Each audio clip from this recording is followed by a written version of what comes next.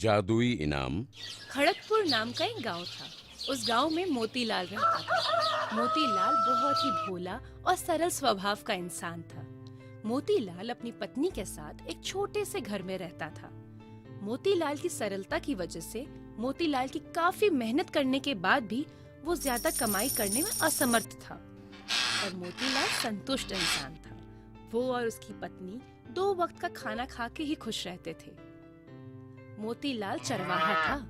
वो गांव के दूध वालों की गाय, भैंस, बकरियों को चराने लेके जाता था और यही उसकी आमदनी का जरिया भी था। गांव में ही एक छोटी सी पहाड़ी थी। मोतीलाल सब जानवरों को वहां लेके जाता था। मोतीलाल बड़ी सुरीली बांसुरी बजाता था। हर रोज जानवरों को चराने के वक्त बांसुरी बजाता था। एक दिन ऐसे ही वो पहाड़ी पर बांसुरी बजाता जा रहा था। रास्ते में एक साधु ने उसे पुकारा। अरे चरवाहे, जरा सुनो।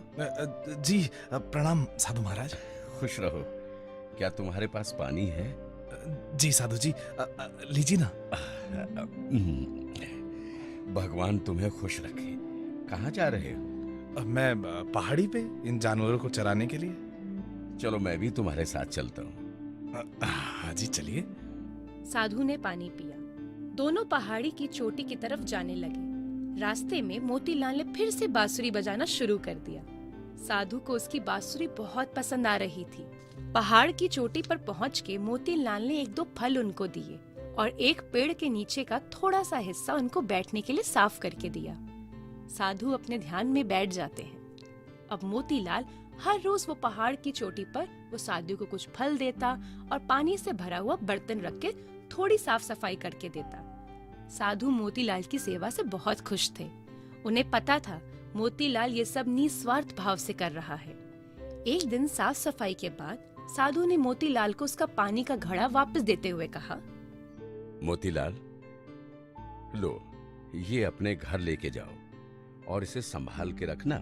महाराज, ये तो साधारण सा घड़ा है, इसे संभाल के रखने की क्या जरूरत? मोतीलाल, ये अब साधारण घड़ा नहीं है, अब ये जादुई घड़ा है।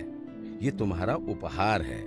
तुमने मेरी इतनी सेवा की है, उसके बदले में तुम्हें ये घड़ा भेंट कर रहा हूँ। इस घड़े में से हर सुबह कुछ सोने के सिक्के निकलेंगे। अपनी सारी जिंदगी जिस सरलता से तुमने गुजारी है और मेरी की गई निस्वार्थ सेवा के बदले मैं तुम्हें ये तोहफा दे रहा हूँ। इसे संभाल के रखना। जी आपका धन्यवाद। आप महान हैं। मैं आपकी ये भेंट को बड़े प्यार से संभाल के रखूंगा। मेरी गरीबी अब दूर होगी। मेरी पत्नी जशोदा ये देख के बहुत खुश हो जाएगी। मुझे समझ नहीं आ रहा है कि मैं किन शब्दों में आपका धन्यवाद करूं। अरे भाई, ये तुम्हारे ही कर्मों का फल है। अब तुम जाओ, मुझे ध्यान में बैठना है। रामू, ओ रामू, अरे रामू सुनते हो? अरे सो गया क्या? अरे मोती, आओ आओ, कैसे हो? बड़े दिन के बाद आए हो। अरे मैं तो बहुत अच्छा हूँ, स्वस्थ हूँ। ये सब छोड़ो, मुझे तुम्हें कुछ बताना है। मुझे पहाड़ी की चोटी पे एक साधु मिले जिनकी मैंने दिल से सेवा की। बदले में पता है उन्होंने मुझे क्या दिया? ये घड़ा। घड़ा? बस उसमें तू इतना खुश हो रहा है? अरे छोड़ो, तुम नहीं समझोगे रामू।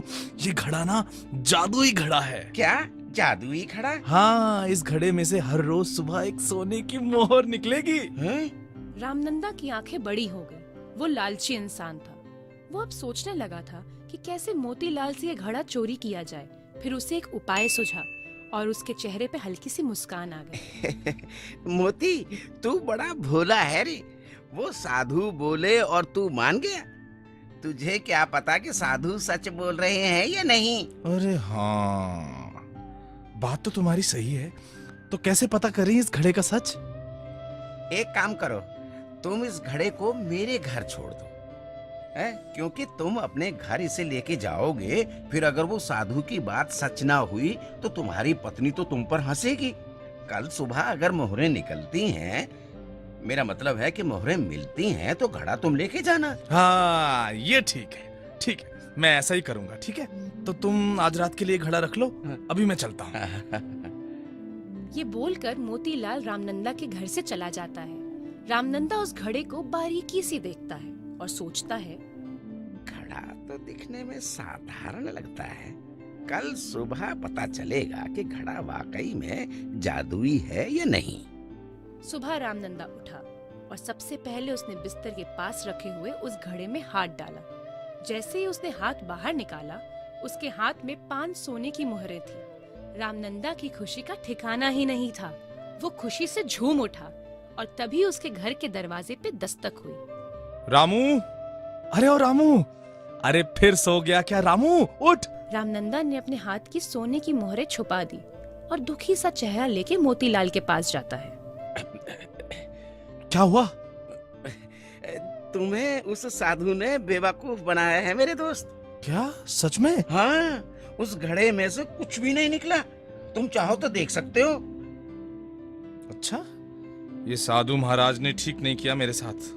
मैंने उनकी इतनी सेवा की और उन्होंने मुझे बेवकूफ बनाया। मैं अभी जाके पूछता हूँ उनसे कि उन्होंने मेरे साथ ऐसा क्यों किया। नहीं नहीं नहीं नहीं नहीं, ऐसा मत करना। साधु तुम्हारी हंसी उड़ाना चाहते थे, इसलिए तुम्हें बेवकूफ बनाया। वरना तुम ही सोचो, एक पानी के साधारण घड़े में से ऐसी मोहरें कैसे निकल सकती हैं? मोतीलाल उदास होकर अपनी जानवरों को चराने के लिए लेके जाता है। आज उसने बांसुरी भी नहीं बजाई। आज उसने साधु की सेवा धीरे धीरे और उदासी से की। साधु ने मोतीलाल से पूछा, क्या हुआ मोतीलाल? आज तुम बहुत उदास दिख रहे हो। कुछ नहीं। कुछ नहीं से तुम्हारा क्या मतलब है? आज तुमने अपनी बांसुरी भी नहीं बजाई। आपने मेरी हंसी उड़ाने के लिए ही वो घड़ा मुझे दिया था ना। है? सारा गांव मेरा मजाक उड़ा रहा है, पर मुझे लगा आप साधु हैं, आप ऐसा नहीं करेंगे। कम से कम आपसे ये उम्मीद तो ना थी मुझे। क्या बात कर रहे हो मोतीलाल? मैं साधु हूँ, मैं झूठ नहीं बोलता। वो घड़े में से मोहरें नहीं मिली क्या? और नहीं तो क्या, भला पानी के घड़े में से मोहरे कौन निकाल सकता है? मैं भी मूर्ख हूँ। आप साधु हैं, जादूगर थोड़ी हैं कि मैं आपकी बातों में आ गया। अच्छा ये बताओ, वो घड़ा कहाँ है? लेकर आओ। वो घड़ा तो मेरे दोस्त रामनंदा के घर पे पड़ा है, और वो एक किसान है। वो इस वक्त घर पर नहीं मिलेगा। मैं कल वो घड़ा आपके पास लेके आऊं? अच्छा, तो ये बात है। एक काम करो, आज मैं तुम्हें जादुई लकड़ी देता हूं। तुम वो रामनंदा के पास लेकर जाओ और तुम बोलना, रामनंदा जो सच है सच बता दो, वरना ये लकड़ी तुम्हें पीट देगी। क्या मतलब है आपका? तुम्हारा घड़ा रामनंदा ने चुराया है। उसने तुमसे झूठ बोला है। तुम ये लकड़ी लेकर जाओ। तुम जैसे ही बोलोगे लकड़ी शुरू हो जाओ। ये लकड़ी खुद ही रामनंदा को तब तक पीटेगी जब तक वो सच नहीं बोलेगा। मोतीलाल हाथ जोड़कर साधु को प्रणाम करता है और फिर वो लकड़ी लेके शाम को रामनंदा के घर जाता है। प्रणाम। प्रणाम महाराज। प्रणाम। अरे रामू, अरे सोया हुआ है क्या रामू? अरे मोती, क्या लाए हो आज? ये लकड़ी? रामू, तुमने मुझसे झूठ बोला है ना? है? नहीं नहीं नहीं, तुमने मुझसे झूठ बोला है। अब सच बता दो, वरना तुम्हारी खैर नहीं। क्या क्या क्या क्या झूठ? तुम्हें मुझ पर भरोसा नहीं? अरे मैं तुम्हारा दोस्त हूँ। अच्छा, तो ऐसे नहीं मानेगा तू। हैं? लकड़ी शुरू हो जा। इतना सुनकर लकड़ी ने खुद ही रामनंदा की पिटाई करनी शुरू कर दी।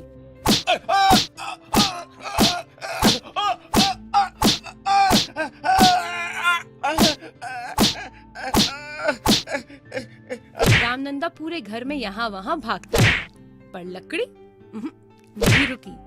कुछ देर बाद रामनंदा ने मोतीलाल को भागते भागते बोला, मेहरबानी करके ये लकड़ी को रोकने को बोलो। जब तक तुम सच नहीं बोलोगे ये नहीं रुकेगी। हाँ ठीक है। देखो, मैंने झूठ बोला था।